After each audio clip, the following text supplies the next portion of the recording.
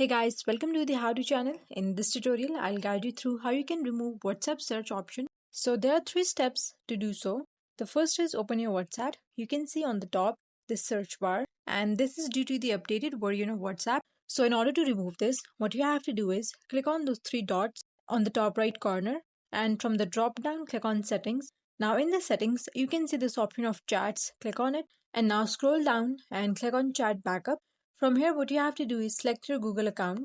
Once you're done, click on Open Frequency and select Only when I tap Backup. And then click on this backup option, and it will help you to back up your messages because we're going to delete this app and then we will install it again. So after this, open your Play Store and click on Profile Picture on the top right side and then open Settings. Now click on this Network Preferences and click on this Auto Update Apps. From here, you have to select Do Not Auto Update Apps. So in future, it will not update apps automatically. Now the third step is go to the settings and open apps and then go to WhatsApp.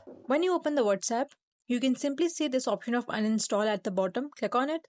Now the screen like this will pop up. So click on Keep App Data and then uninstall this. Now in order to install the older WhatsApp version from Google, open Google and search for WhatsApp old versions, and you will find some websites that provide the older version of WhatsApp. So you can open any one, and I'll open this first one. Here you can find all the older versions that you can download. So here you have to download this March version, and it will show dates under this APK files. You can open it and download it.